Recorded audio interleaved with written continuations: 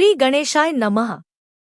एक बार शीतला माता ने सोचा कि चलो आज देखूं कि धरती पर मेरी पूजा कौन करता है, कौन मुझे मानता है। यही सोचकर शीतला माता धरती पर राजस्थान के डुंगरी गांव में आईं और देखा कि इस गांव में मेरा मंदिर नहीं है और ना ही मेरी पूजा होती है। माता शीतला गांव की गलियों में घूम रही थी। तभी एक मकान के ऊपर से किसी ने चावल का उबला पानी मांड नीचे फेंका। वह उबलता पानी शीतला माता के ऊपर गिरा, जिससे शीतला माता के शरीर में फफोले छाले पड़ गए। शीतला माता के पूरे शरीर में जलन होने लगी। शीतला माता गांव में इधर उधर भाग भाग के चिल्लाने लगी, अरे मैं जल गई, मेरा शरीर तप रहा है, जल रहा है, कोई मेरी सहायता करो। लेकिन उस गांव में किसी ने शीतला माता की सहायता नहीं की। वहीं अपने घर के बाहर एक कुम्हारन महिला बैठी थी।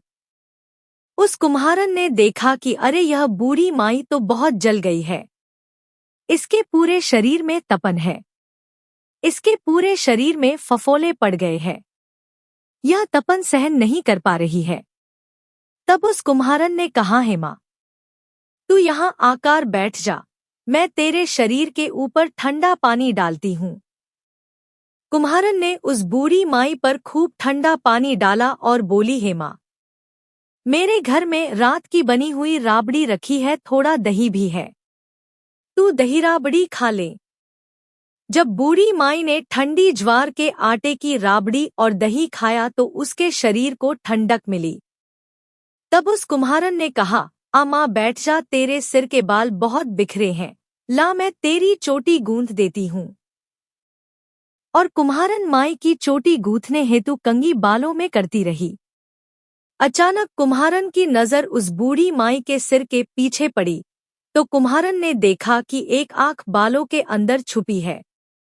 यह देखकर वह कुम्हारन डर के मारे घबराकर भागने लगी। तभी उस बूढ़ी माई ने कहा, रुक जा बेटी, तू डर मत, मैं कोई भूत प्रेत नहीं हूँ, मैं शीतला देवी हूँ। मैं तो इस धरती पर देखने आई थी कि मुझे कौन मानता है, कौन मेरी पूजा करता है। इतना कहकर माता चारभुजा वाली हीरे जवाहरात के आभूषण पहने, सिर पर स्वर्ण मुकुट धारण किए अपने असली रूप में प्रकट हो गई। माता के दर्शन कर कुम्हारन सोचने लगी कि अब मैं गरीब इन माता को कहाँ बिठाऊं। तब माता बोली, हे बेटी, तुम किस सोच में पड़ गई।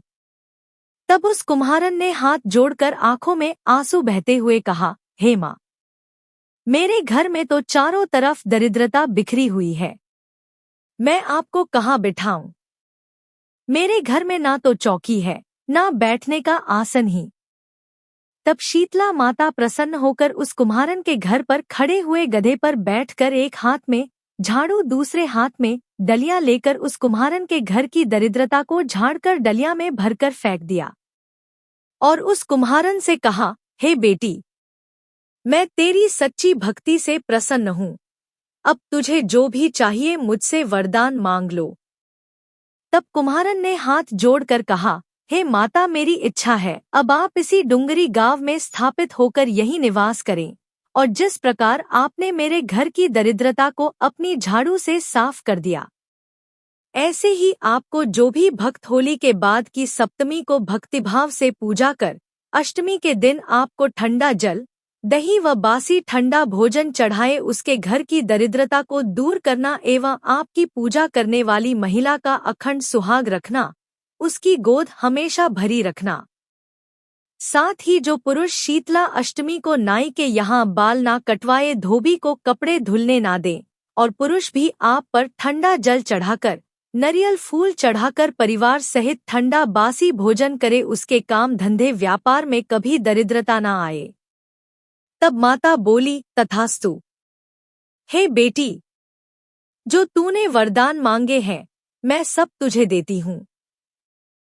हे बेटी, तुझे आशीर्वाद देती हूँ कि मेरी पूजा का मुख्य अधिकार इस धरती पर सिर्फ कुम्हार जाति का ही होगा। तभी उसी दिन से डुंगरी गांव में शीतला माता स्थापित हो गई और उस गांव का नाम हो गया शील की डुंगरी। शील की डुंगरी भारत का एकमात्र मुख्य मंदिर है। शीतला सप्तमी के दिन यहाँ बहुत विशाल मेला लगता है। शीतला माता की जय।